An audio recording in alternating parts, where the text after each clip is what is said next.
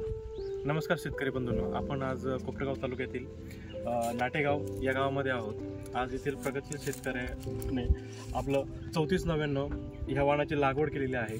तर आपण थोडक्यात त्यांच्याकडून 3499 विषयी माहिती घेणार आहोत। तर यामध्ये वाणाची माहिती, व्यवस्थापन, ते कसं वाटलं, त्यांचा एक थोडक्यात अनुभव ते आपल्याशी शेअर करतील। तर मी त्यांना विनंती करतो की त्यांनी थोडक्यात आम्हाला व्यवस्थापनाची माहिती द्यावी। नमस्कार, मी डॉक्टर गोरक्षनाथ चांगदेव मोरे पाटील, नाटेगाव, कोपरगाव तालुका। मी गेल्या साधारणतः 20 वर्षापासून शेती करतो आणि शेतीमध्ये मका, सोयाबीन, कांदा, ऊस ही पिकं घेत असतो।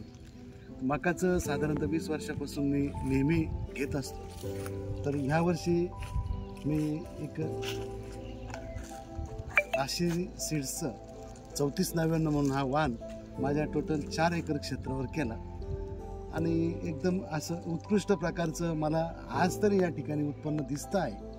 आणि सगळ्यात महत्त्वाचं वैशिष्ट्य म्हणजे माझ्या सर्वच बाजूनी मकाचं जे कणीस आहे ते पूर्णपणे भरलेलं कणीस आहे आणि एकसारखं कणीस सगळीकडं दिसतं आहे। या प्रमाणे असं अंदाज वाटतोय की आपल्याला नेहमीपेक्षा यावर्षी उत्पन्न चांगलं मिळेल आणि मी शेतकऱ्यांसाठी हा वाण आपण करा, प्रायोगिक तत्वावर का होईना, आपण 4 एकरात 2 एकर का होईना या वाणाची आपण लागवड करा अशी मी शेतकरी बांधवांना सूचना करेन। आणि विशेष मकासाठी खूप काही करावं लागतं किंवा केलं असेल असाही काही भाग नाही, जे आपण करतोय तेच फक्त वेळेवर करा।